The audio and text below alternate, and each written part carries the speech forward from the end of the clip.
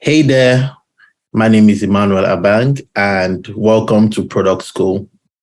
Today, I will be talking about cracking the FAAng PM interview. Now, most of you know that FAAng is an acronym for the big five tech companies, but this is not specific to those top companies, but general PM interview practice.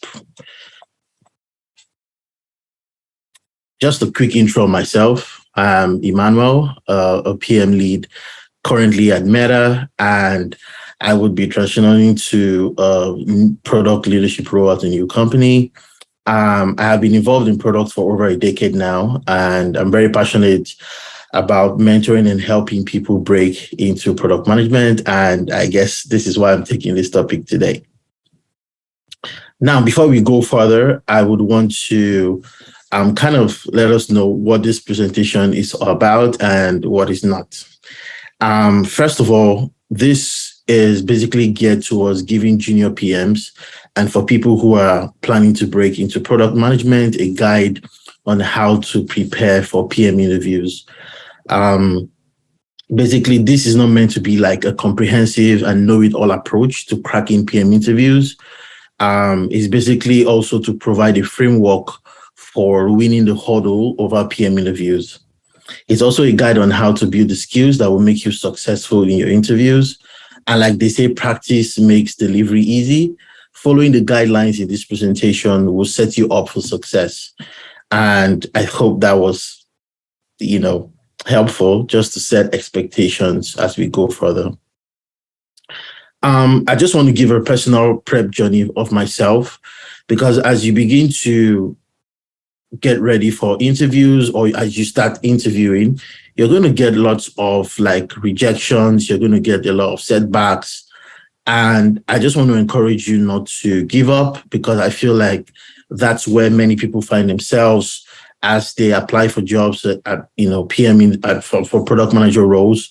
They get rejected and they kind of just stop in between and they don't push further.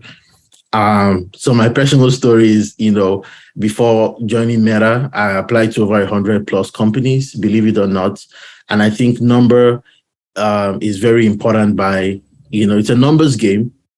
So the more companies you apply, you basically improve your chances. So this basic stats, and I got over 90 rejections, some at interview stages, email reject, and I literally didn't even hear back from some of them. And in my prep, there are certain books that really helped me in preparing, and I would share that probably in the link below, or as we go further in the slide. Especially for Louis Lin and Cracking the PM Interview by Gail McDowell. I also completed over 40 to 50 plus mocks, and I think mocks are so important because basically they help frame your structured thinking capacity, but also it builds that confidence that you need going into a PM interview. That is so important as well. Then I had to watch over 100 hours of YouTube videos from different platforms like Prior Exponent, Product Alliance, Product Gym, even Product School as well, and also having lots of brainstorm sessions. And I will go further to explain some of these things as we go further. Basically, for PM interviews, product management interviews, what do interviewers look for in a candidate? Me being an interviewer, I would say this is not, like I said, a comprehensive list, but I think these are basic things and skills that every interviewer is looking for. One is your ability to communicate your idea in a clear and very structured manner. Sometimes as PMs or as individuals, when we get into this interview, we begin to panic and sometimes we begin to dish out ideas that are very awesome, but in a very unstructured manner. We are kind of all over the place. And sometimes that could be like a red flag for an interviewer. So you want to make sure that the ideas that you're coming up with, you're able to communicate them in a clear and a constructive manner, because these are part of the skills that will require you to be successful as a PM in your career. The other thing that they look out for is structured thinking, which is like what I highlighted in the first point as well. Being able to have a framework on how you tackle problems and solve issues. The third thing would be user empathy. For every product interview, there's always going to be that opportunity to show how you can empathize with users and user segments by understanding their pain points and listening out very clearly, and being able to also apply trade-offs and prioritize. So, for example, you would have cases where you would have to mention like 3 to 4 pain points of a user probably using a product, for example, Uber, right? And then how do you come up with the trade-offs and how would you prioritize based on certain criteria like impact, like complexity to build, like confidence and things like that. Then they will also be looking for how you can think of great solutions to solve the user needs. I think that's something that's very important as well. Then, of course, your collaboration skills. And this is mostly centered around, behavioral types and scenario-based types of questions. Now, high level, there are 4 categories of interviews, formats for PMs generally. And the first is product design and product strategy. And basically, just like the image is showing you, it's a combination of creativity and empathy. And as we go further down the slide, you would get a full picture of what this is all about. The second type is execution, which is basically understanding how you would measure success of a product or a product launch, how you would experiment and come up with, very important trade-offs as you make product decisions. The third type of PM interviews are estimation questions. And I think this is particularly, certain companies, love this type of questions. So for example, questions like how many people played soccer yesterday? Or how many restaurants are in San Francisco? Then the last type of question, which is, generally in every interview, is the behavioral question type, which basically is company value based.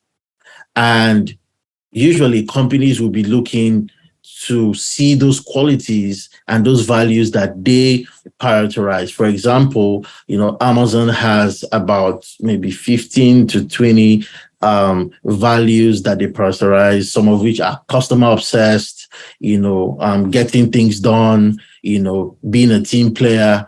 And I think in every of your answers, you have to kind of, highlight some of these values as you present your answer through the STAR method. And of course, we all know what the STAR method is. The S stands for situation, T for tax, A for action, and R was the result. So next is, we're going to be going into the product design and sense. Now, because of to be more effective and be more productive in this session, I won't be able to touch on all the types and formats of PM interviews, just because time wouldn't let us, and I feel I wouldn't be able to deliver the most value. So for today, I will be focusing on product design and product sense. First of all, what is product sense? And I think there's no better way to describe it, like a former colleague of mine and someone who is a product genius and someone that I look up to as well, who is Julia Zhu, which is the former VP of product design at Facebook. And she said, first, what is product thinking? She said, my definition is simple.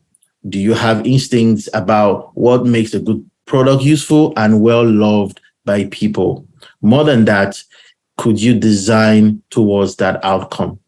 I think this definition is really important, especially for those who are planning to break into PM roles for the first time, and you're wondering if PM or being a product manager is the right role for you.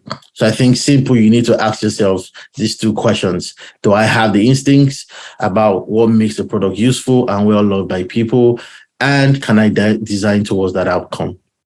Now, in product sense interviews, there are basically 5 things I would I would suggest that you begin to develop as you prepare for interviews. One is user empathy. Now, user empathy is the ability to, understand and be in the customer's shoe and feel the product from their perspective. For example, Uber, when Uber was built, I think basically it was to solve the transportation problem and having empathy for taxi drivers who could drive from morning till evening and don't get a customer because probably they're not going through the route where the users are. And for users, they don't know how to get a taxi, especially for people who live in maybe suburban areas. So that was, identifying a pain point and having empathy for the users. Two is you have to build a sense of curiosity. You must be very curious as a product manager or as someone who is trying to come into product management to ask questions as to why, certain things work the way they work, why other things are not as successful as they say they should be, and kind of understand fully, those certain basic requirements that makes every product very successful. Number three is to be very observant.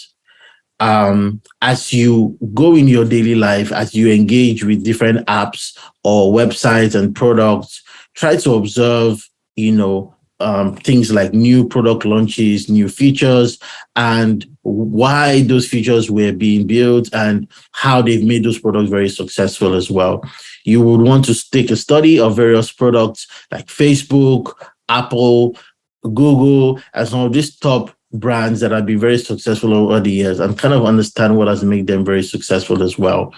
Then the fourth skill is being very reflective, and five would be thinking outside the box.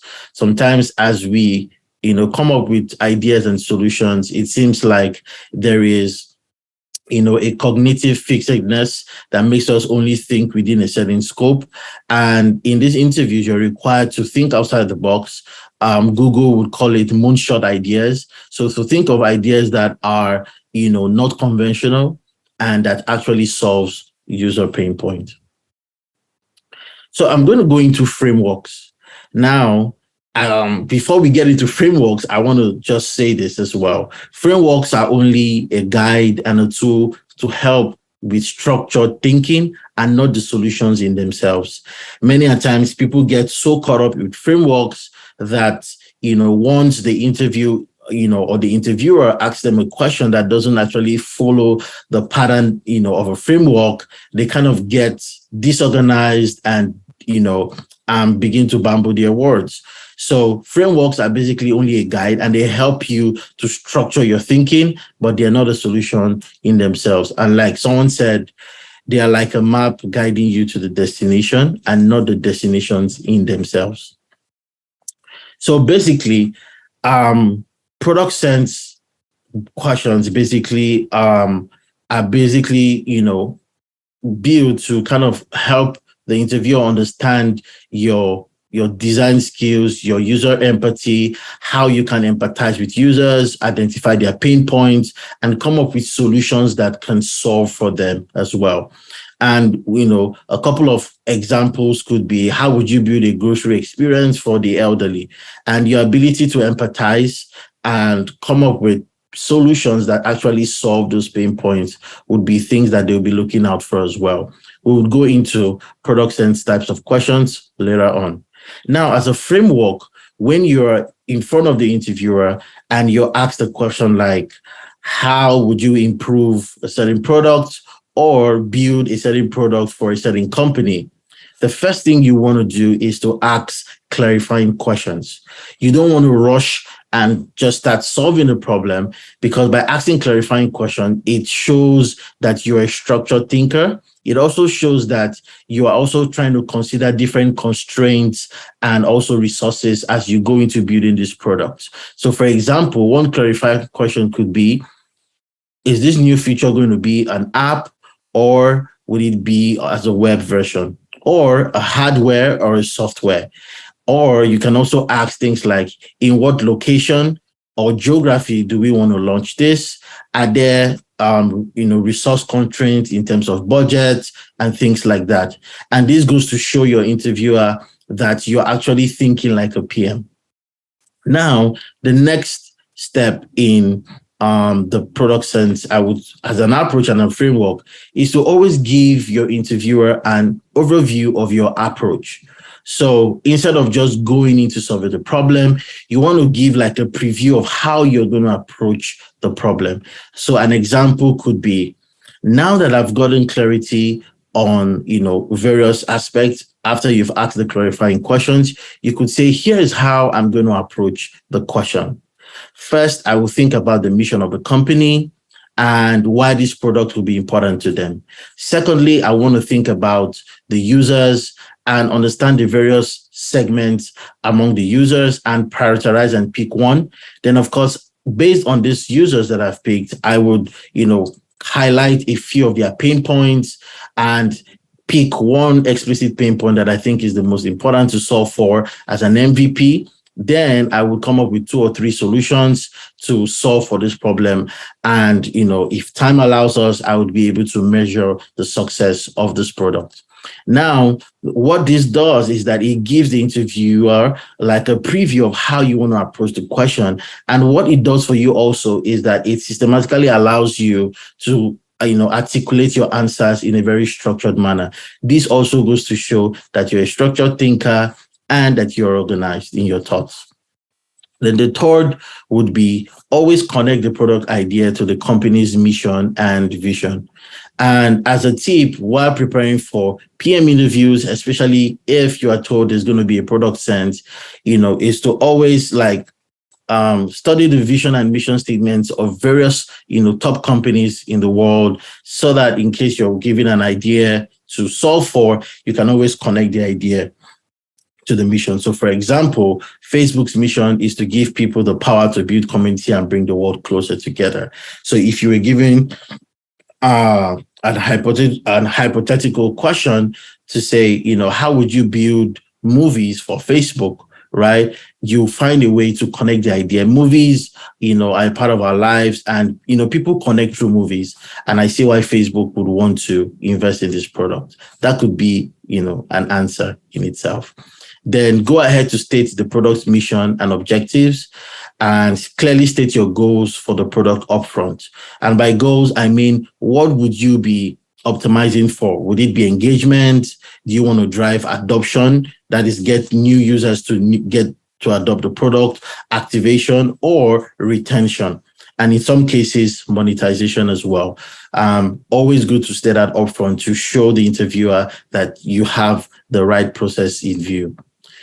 The next would be stating the competitive landscape of a product. That gives you an idea of how you can be more advantageous over the other markets. So if you're building a grocery app, for example, in an interview, you want it to be good to mention things like Instacart, Uber Eats, Uber deliveries, so that the interviewer knows that you understand the competitive landscape and that whatever solution that you're coming up with would definitely, have an edge over the existing products in the market. Then for user segment, always mention the user segments. For example, if it's a 3-sided marketplace or a 2-sided marketplace like Uber, it will always be helpful to say, I'm aware that there are 2 sides here, the drivers and the riders, but I would like to, for the sake of the interview and for the sake of time, I want to prioritize the riders. And you should always give a reason why.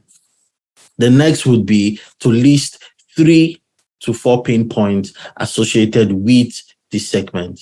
And down the line in this presentation, I would, help us identify how we can build empathy for customers and users. Then you would want to also brainstorm a couple of solutions that solve the most explicit pain points. And, you clearly pick and prioritize one pain point to solve for. Then clearly communicate the design and user journey of the solution that you are building to solve that pain point. Then if you have time during the interview, you'd want to measure success based on the goals that you set in the beginning of the interview. So this is kind of a framework of answering product sense questions.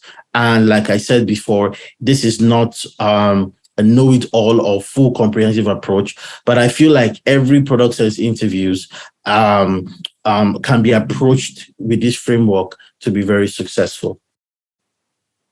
So what are the examples of product sense questions? Because sometimes you might be saying, well, okay, I'm ready. How do I know if a question is a product sense or something else, right? So these are a few examples. And usually product sense is usually either building a new product for a company or improving on an existing product, or probably stating why you love your favorite product or why you dislike your worst product. And some examples could be, hey, build a dating feature for TikTok, build an event feature for Lyft. Facebook wants to go into movies. What would you build? Should Airbnb go into the furniture business? How and why? These are all product sense and sometimes strategy questions to understand how you think, how you consider the market, the users, their pain points, and of course, coming up with brilliant solutions to solve those problems. Now, I know some of you might be asking, well, this thing seems really difficult. How can I build a product sense skill? And people ask this a lot, when I mentor and coach people. And I say, everyone, in my opinion, could be a product manager. Why? Because every product that is being built today is for the users. And if you're a user, definitely you can think like a PM. So first, I would say one of the ways you can build your products and skills is to pick a product, whether it's an app or a service, a website. It could also be a hardware, and ask yourself critical questions like, why do I love this product and why do I hate it? For example, my favorite product is LinkedIn. And why do I love LinkedIn? For the next would be, what makes the product unique and why is it worse for you?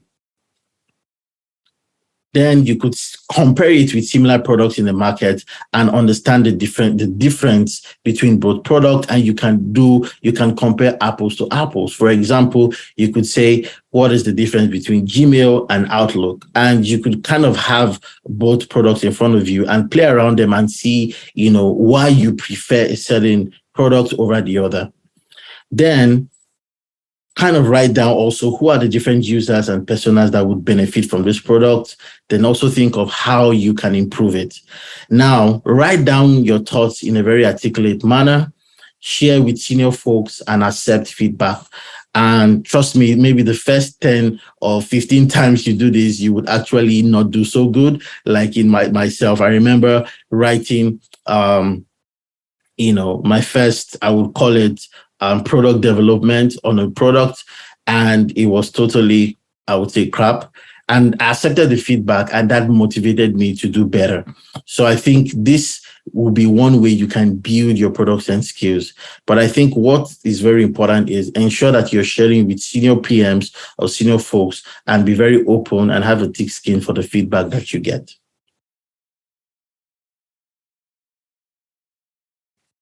Now, I get this a lot while I mentor people, trying to break into product management, or people who are prepping for PM roles. And they say, well, how long should it take to prepare for a PM interview? I would say PM interviews are not a marathon, but are a marathon, and not a sprint.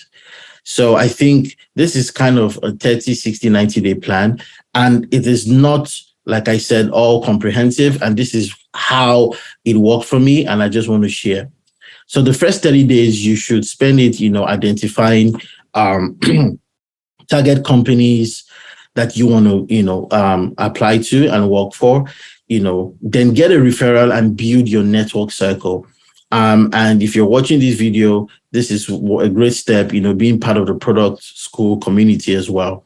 Then do the pick a product exercise at least 10 times. So we just talked about it in the previous slide, where you pick a product. It could be Uber, it could be Lyft, it could be LinkedIn, WhatsApp, whatever product you decide, and go through all of those questions. Then get feedback from your peers and senior folks to get a sense of where you are mentally, because that shows like how ready you are to go into the interview process. Now, based on the feedback, you get, that would kind of inform how you move next steps. But usually I would say use the framework that was given earlier to practice on your own for at least 1 to 2 hours every day. So pick a product and use that framework, ask clarifying questions, give a high level preview of how you want to solve it, and go from there as well. Watch live and recorded mock sessions just like this one. And there are various, resources you can go to, like Try Exponent, Product School, Product Gym, etc. And I would say watch at least 50 videos. In my case, I said I watched at least 100 hours of live videos and mock interview sessions on various platforms. Then, after you've done this within the first 30 days, you've kind of built a sense around the high level expectations for a product sense interview and kind of the frameworks and approaches and the different styles in which the questions may come.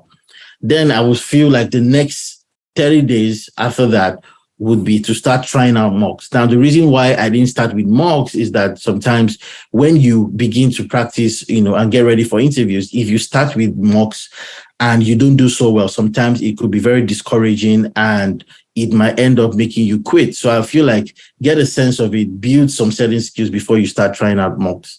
Now, do a lot of mocks, at least have 30 mocks in the bag.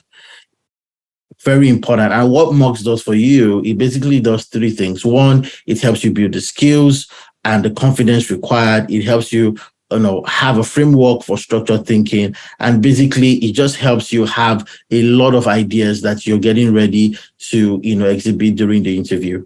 Now, apply to non-target companies, apply to as many companies as you can, and get those practice in. I remember doing so many interviews before, Facebook, Cash App and other companies I was applying to at the time. And this would kind of get you in the groove, like they say, practice makes perfect. Now, start attending interviews and learn from them.